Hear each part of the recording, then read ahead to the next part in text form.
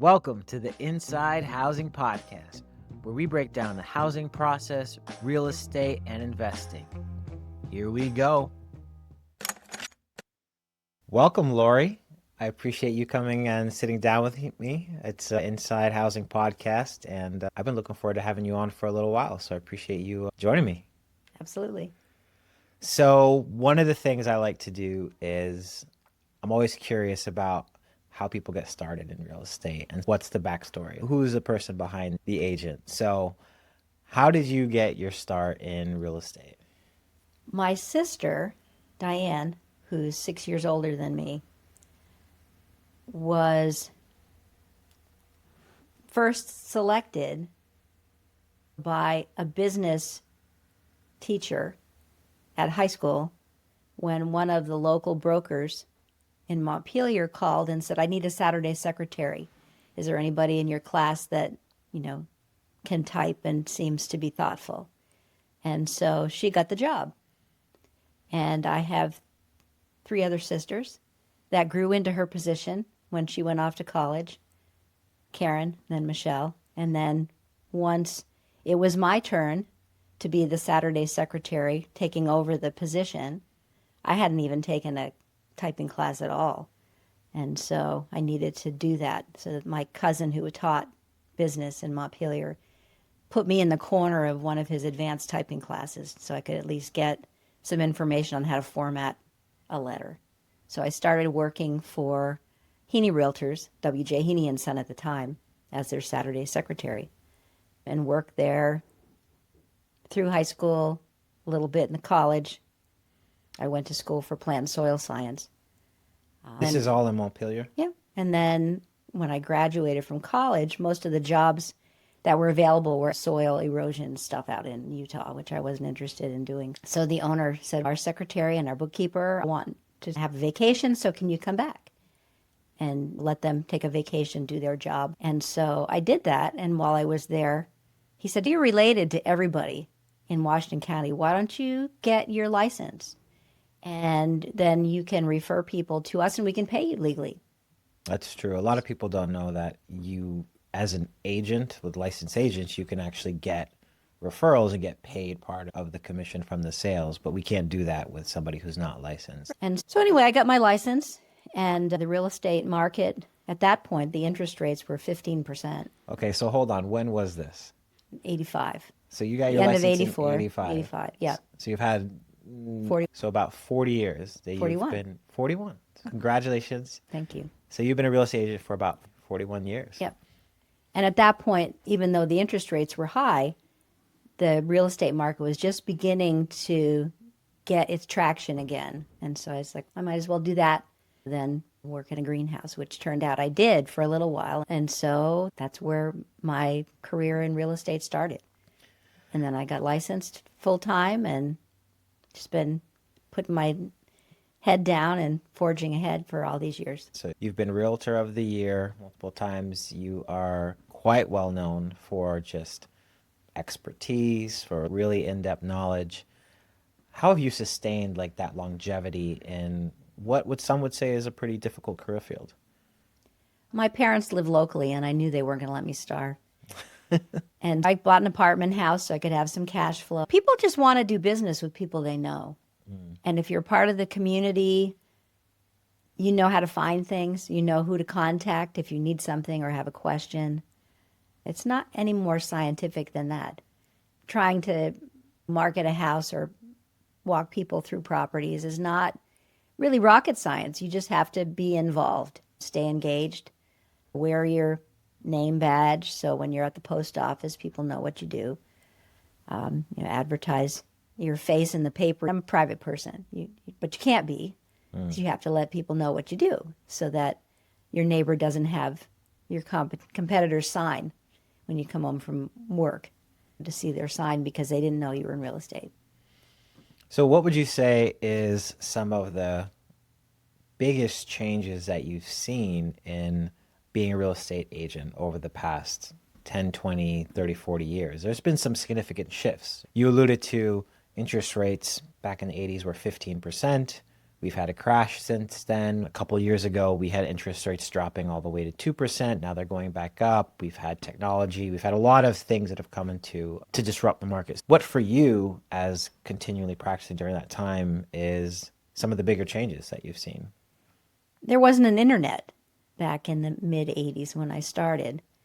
And the sales contract was a triplicate form that you just had to push really hard with your pen so that it would still be legible on the back copy. And if you made a mistake, you'd rip it in half and start over again. And now, with all of the added pages, a sales contract can be 28 pages by the time you're done with all the disclosures. And I don't know that it's really any better off. Anybody's really better served by all those extra pages, but it is what it is. The internet has changed the way things get distributed. We used to use Polaroids, keep the pictures in your pockets in the winter so they would develop. We would bring our typed one-page data sheet with the Polaroid stuck on it over to our local Central Vermont MLS, who would photocopy it and then put a whole distribution out so that every day, if they wanted to, the local offices could drive over and pick up those distributions. And there was a phone number we could call for all the updates. If there was a change in how to handle the dog during showings or a price change.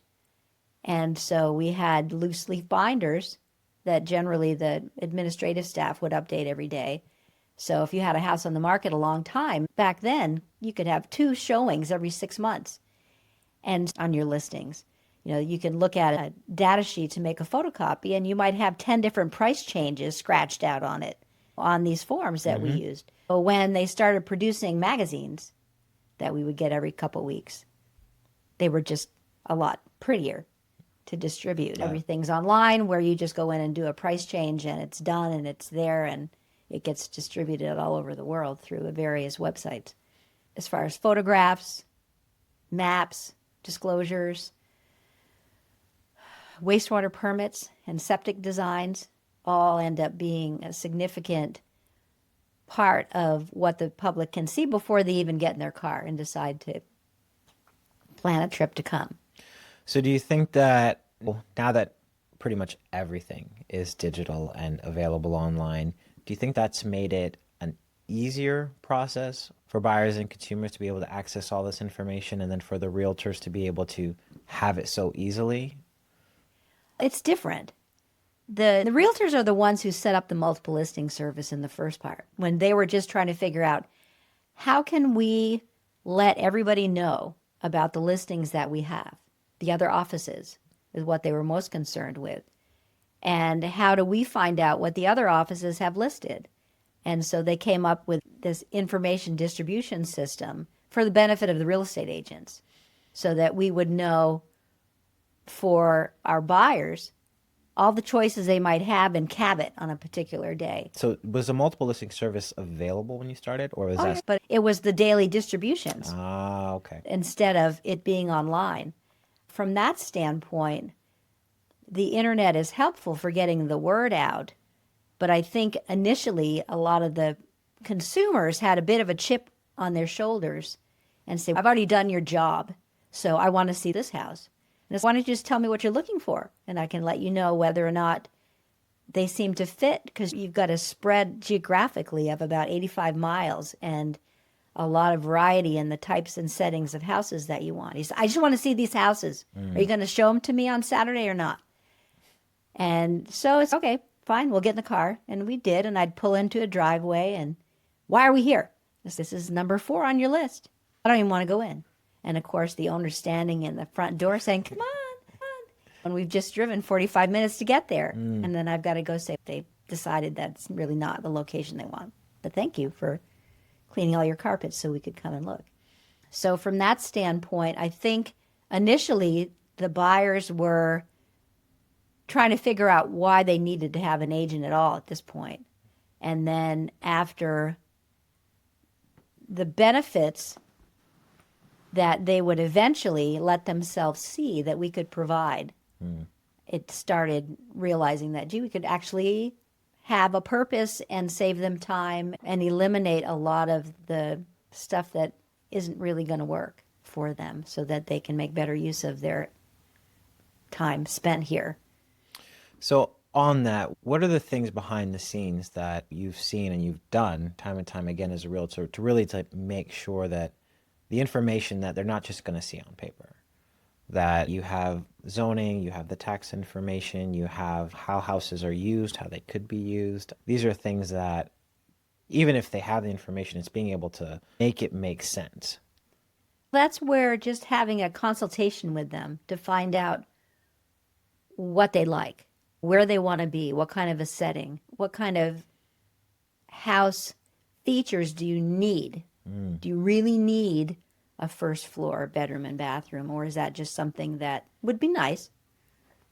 Do you really need 10 acres, or are you just looking for elbow room? Because I've seen houses that have 1 acre that are more private than some of these houses that might have 25, just based on geographic topo around them. And so you can find out that they really don't need 10 acres at all. It's not that they're not going to open a truck farm and grow potatoes. They're not going to have ponies. They just want privacy. And there's a lot of ways that you can have that amount of privacy on a smaller lot.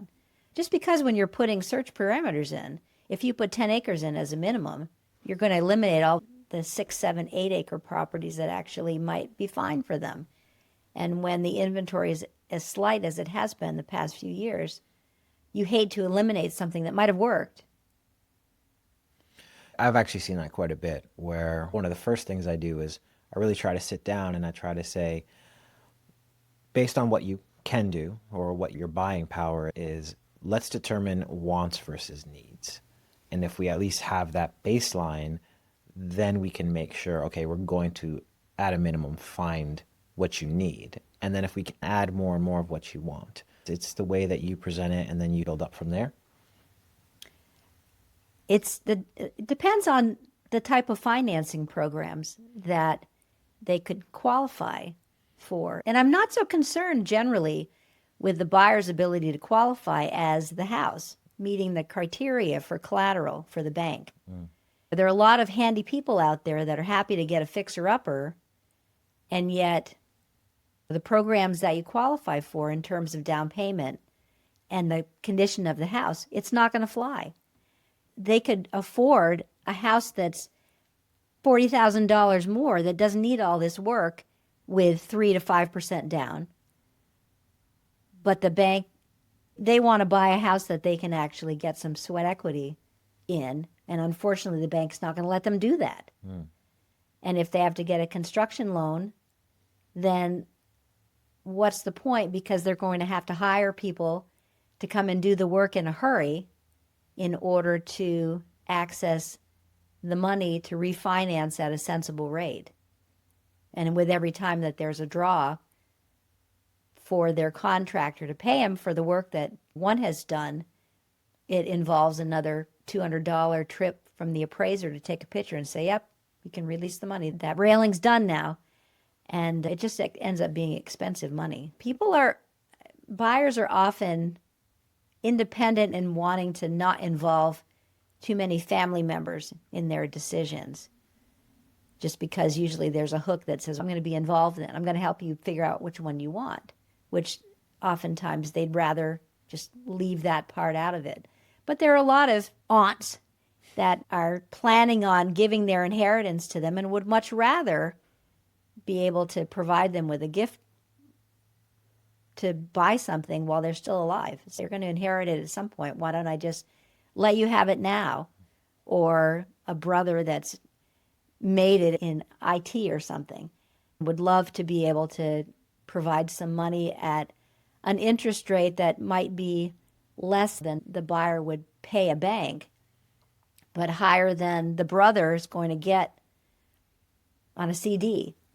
And this way it's a win-win thing. And so they can be involved in and do private financing. Over the past few years, when there have been competitive buyers on houses and where people didn't just have cash to be able to buy things without a contingency for mortgage financing, even if the people qualified for a $900,000 mortgage.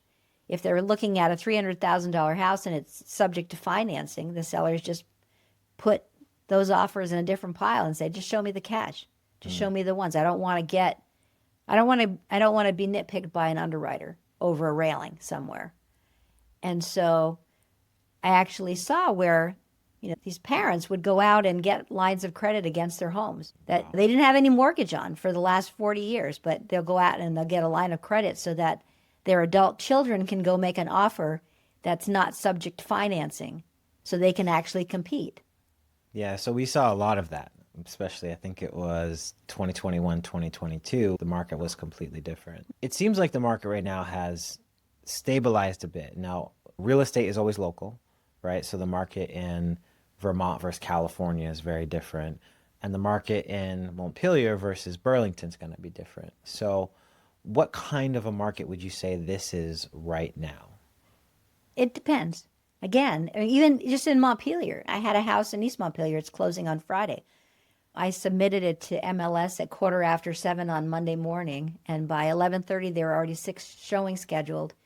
We probably had more than 25 by Friday and a pile of offers for the owner's consideration. Really? And when people are taken back and say, well, our offer didn't get accepted, and it's like, no, sorry. And so we'll just keep looking, and it's just, that's fine, but keep in mind that out of the 20 plus people that looked at it, only one person has now moved on and found a house, the one that has it under contract. So those same 19 people are going to be competing with you for apparently the same thing that you're looking for. So is it a certain kind of house right now that's generating that, or is it location based, or is it just depend? This happened to have 12 acres with it and was in East Montpelier, which is convenient to Montpelier pastoral farm community that is part of the Union 32 school district. So there are 5 feeding towns. So people can live in any of those 5 towns and move around and not disrupt their kids' schooling so much. It was priced at $365. It was affordable for people. And it was just a ranch house. They had done some nice things inside. So I think that part of it was some of it. But this was in February. This was all happening the end of January when it was 20 below zero and covered with snow. So certainly the weather wasn't keeping everybody away. That's interesting because as things tend to get busier spring and summer, I've told people too, they said, should I list my house or should I consider buying? I said, one, if you're ready to buy, that's the time you should buy. And if you're listing in those months, you're also not competing with as much inventory that could possibly be out there.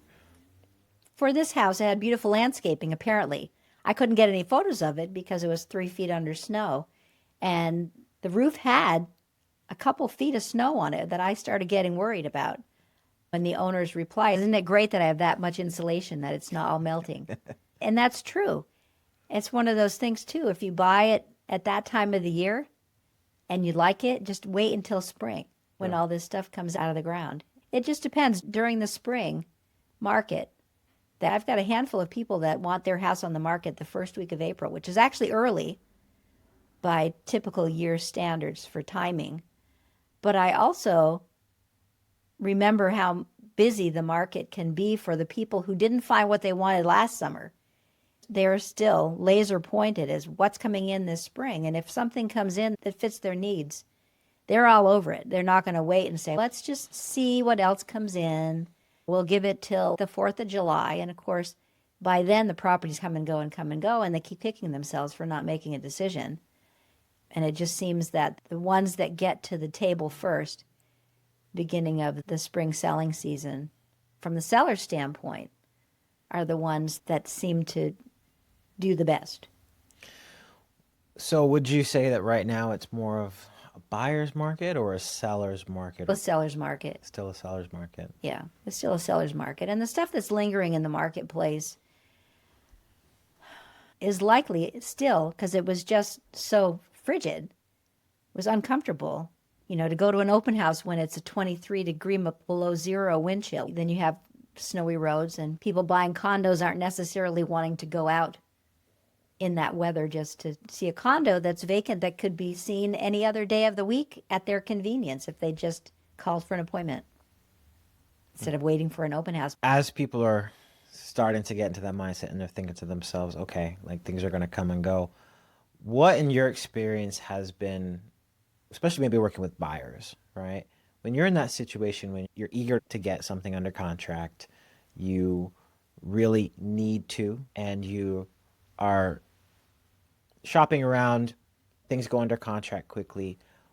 What advice do you give for, yes, this is the one, if let's say it's not checking off every want, right? It's got some needs. Like, what advice do you give to people? Because I've experienced that where there's this FOMO, like the fear of missing out of the next one that could be perfect. So, how have you navigated that?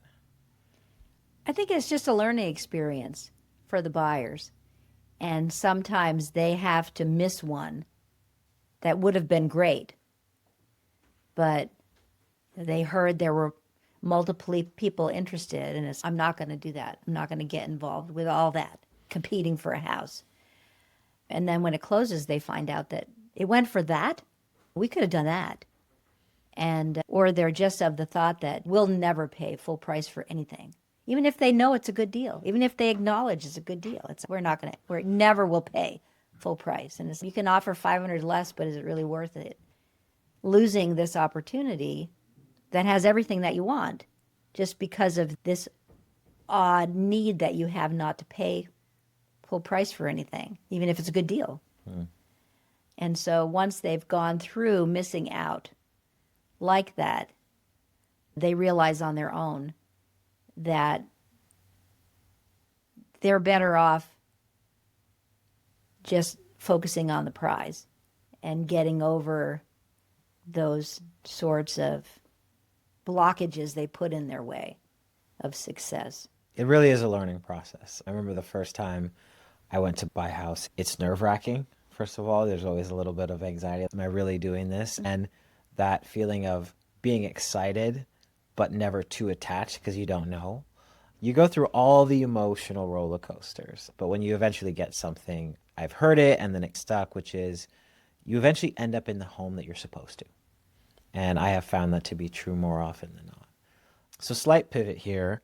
So one of the things I wanted to ask you about was condo ownership. Not everybody understands what comes with that. And there tends to be a lot of misconceptions or notions about HOAs and what they do. And they're not all created equal. There's actually a huge variety of what they do. So what would be like the foundation of understanding condo ownership and what those mean? Again, condominiums didn't really come into Montpelier, for example, until the 1970s. And the brokerage firm that I was working at as a Saturday secretary were the first developers of a local condominium development in Montpelier. So they had to teach the public, what does that mean? What's a condo all about? Isn't it like an apartment? Aren't I just living in an apartment? Yeah, I hear that a lot. There was a big learning curve for them and their agents to get the public used to the idea that they're within this unit and that generally people could afford a nicer place to live for the money because of the way the condominium structure is set up. They basically, in that particular development, there were several phases that started in the early 70s with a 3-level townhouse, including an unfinished basement, with 4 units to a building, the 2 on the ends having an attached garage, the 2 interiors not. And as they were trying to get the public familiar with the idea, you could buy the entire building of 4 for $100,000. And actually some local real estate agents did invest in them. And now those same 4 units, if you get an end unit with a garage, are selling for $325 a piece. So basically you're buying the airspace and then you share an interest in the land that's included with that particular phase. I'll go to a different development just because it's easier because it's only one association for the 50 units there.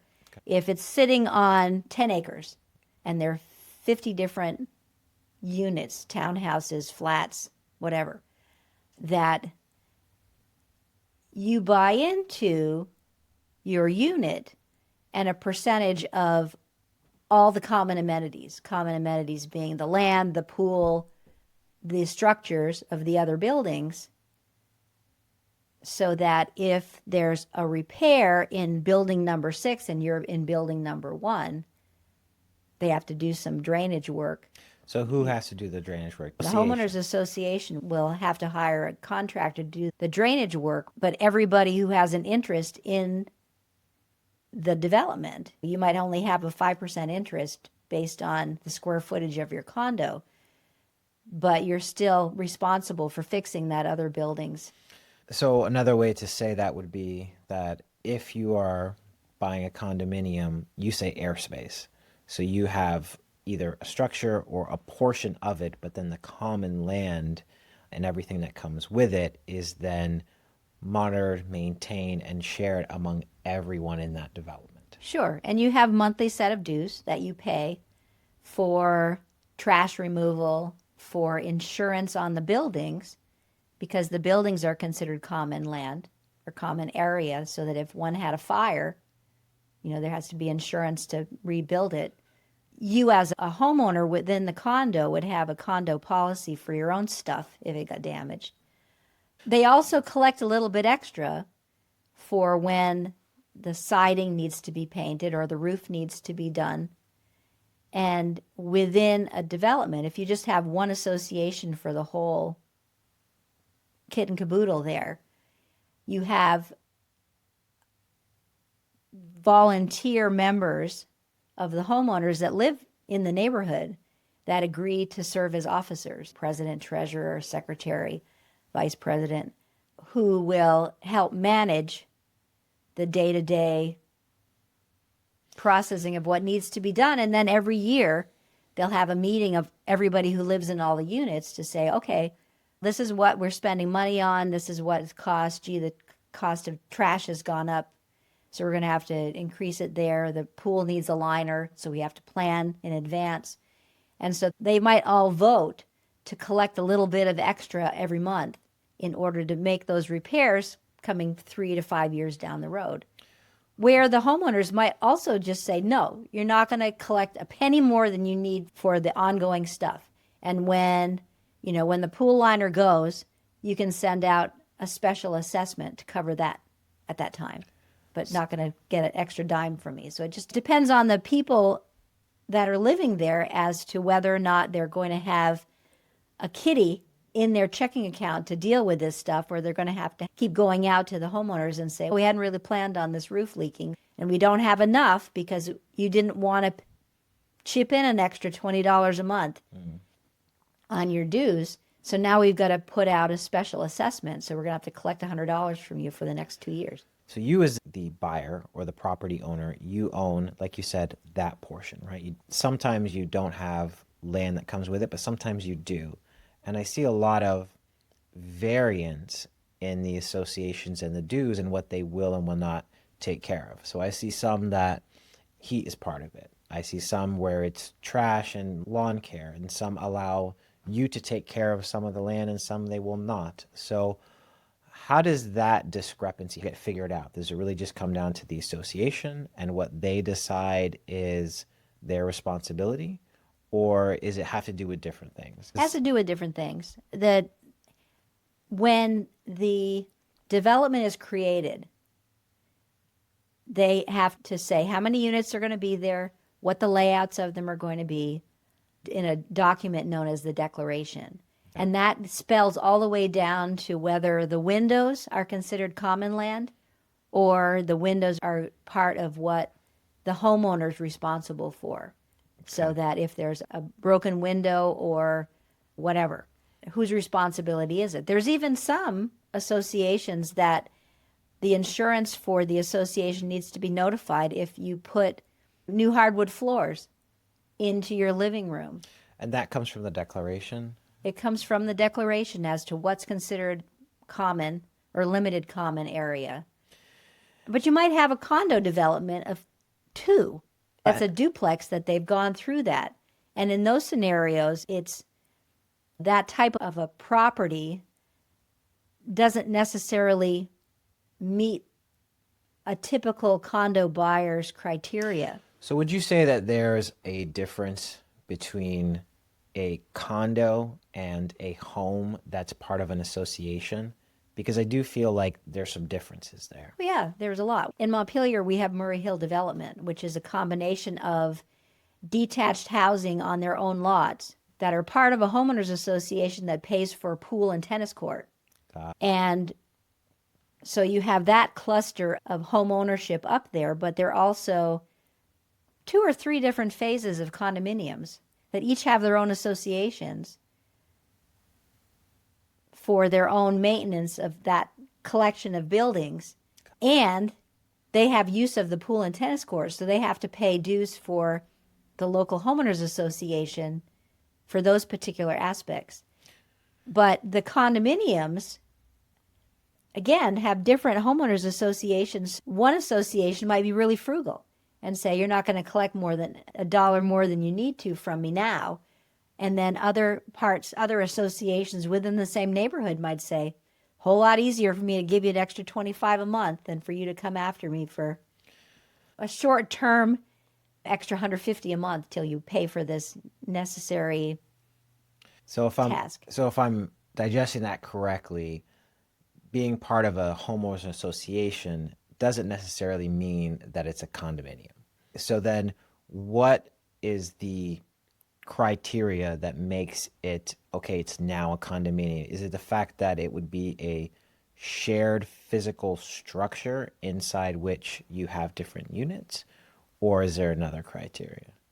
Well, it's just a different type of home ownership. In that scenario where you have a detached house on its own acre of land, it's from a practical standpoint feels like any other neighborhood out there, except that there's some common land that somebody has to keep mowed and pay taxes on, and a tennis court to keep up, and a pool to maintain and put away every winter. Again, from the condominium standpoint, when they define what the condominium is in terms of acreage and how many units and the percent interest that a condo owner within a specific phase is determined by how many heated square feet there are. So in that Murray Hill development, for example, you have some that are just 2-bedroom flats with 1 bath that are a lot smaller than a 4-bedroom, 3-bath, 2 or 3 level condominium that has a higher percent of interest in the land and common parts, so that their dues are higher. The aspect that's important with condominiums, if you're buying one, is to find out what the rules are relating to living there, if they'll take a pet, and under what conditions, and what conditions can they make you get rid of your dog if he's just home barking all the day because he misses you and people are home listening to him all day long. But so they all have these rules, but by the same token, you want to know whether you're buying into an association that has $2,400 in their checking account instead of $24,000 or $200,000 to make these repairs when they come up. And that is an annual budget item that the homeowners within that phase will determine how much money they need to collect every month from the people that live there in order to meet their short-term and long-term goals.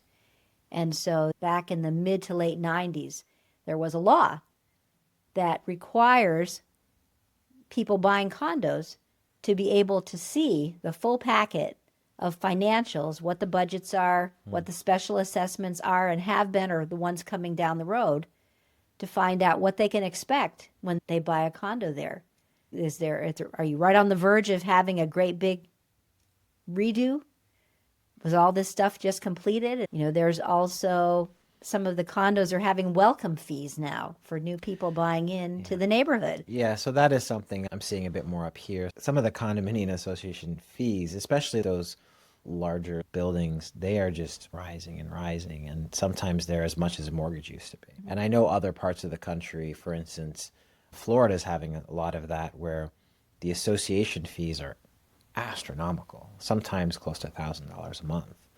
What's an advantage for somebody who's looking to buy of having a condo versus having your own house with maybe some HOA fees? If people are busy, they've got other things they want to do with their time besides scrape and paint a house. If you're moving here and there are no homes for rent, you can buy a condo. You don't have to worry about having shovels, going out and equipping a garage full of tools so that you can spend your weekends doing projects. And so they're easy that way. And they've also been a good destination for, older folks that are selling big houses and wanting to have an easy life and maybe spend winter in Florida somewhere. And they know that somebody else is going to be watching over, maintaining the house and keeping the snow off the roof. Their neighbors will watch and see if there's a light on in the house while they're away. But from that standpoint, it's an easy way to live. Sure, you have to pay for it through your monthly dues. But if all those homeowner tasks are unattractive way for you to spend your free time, it's easy that way. I know a lot of people look at condos as just there's less to manage. And I think for those buyers, if that works, then great. The structure, usually it's predictable.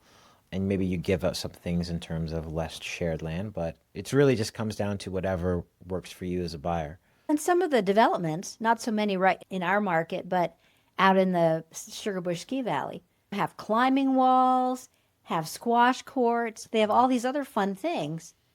You can ski right off the back porch and onto the trails in some cases. So Really? their dues reflect all these Extra things. things that people get stuck paying for. They're also, the majority of the condominiums in Washington County, it seems, came online in the early 80s. And finally, the developers have sold out and given up the management of the development. And from their perspective, they could keep the monthly dues really low and attractive to get people to buy in. So, your monthly dues are only $150, and you get the pool, and we'll take care of all of your snow, and you don't have to worry about the lawn. And so just as it's time for the units to need a new roof or need painting, it's, we're out of the development now. And in those scenarios where they weren't collecting really enough dues to have a kitty aside for all these repairs coming up, new roof, then all of a sudden it's, holy cow. We don't have any money. So then all of a sudden the people that were used to paying $150 now have to pay $400 or $450 a month just to get caught up because they've got a roof to put on. And each of those is going to come on in time. And the cost of trash removal has gone up. The pavement's getting worn, from something that's been there for 40 years now.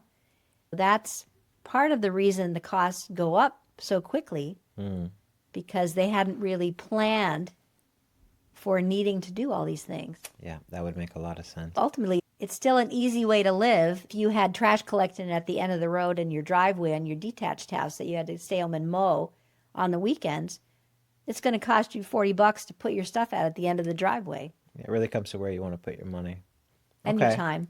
It really just depends on what a buyer's looking for in terms of whether condos work for them. Some of those differences, understanding them. I'm not sure that everybody always gets a full picture of what condominium ownership really looks like. And I appreciate you breaking it down like that. So I wanted to ask, because when we first got in the studio, the picture behind me is actually, it's one of those stock pictures of Montpelier, and our sign is on it. And you said you listed a house there. I had a house on Cliff Street, had that view. I actually was there for an open house, so I had 2 hours to just sit and look at that view. So I took a bunch of pictures of it. But that was a house that was right next door to one that had fallen over the bank and into Elm Street a couple years before. And so there was a considerable amount of angst for the people that owned houses on Cliff Street, to make sure that their house wasn't going to end up on Elm Street too. And the city spent a lot of money injecting concrete and such to stabilize the bank so that people wouldn't be concerned. But nonetheless, when you're showing a house on that street that seems a little bit crooked towards the hillside, you can't help but wonder, hope for the best. Yeah, Montpelier is a beautiful city. So it's Vermont's capital. So I have to ask, do you ever think we're going to get a McDonald's in Montpelier?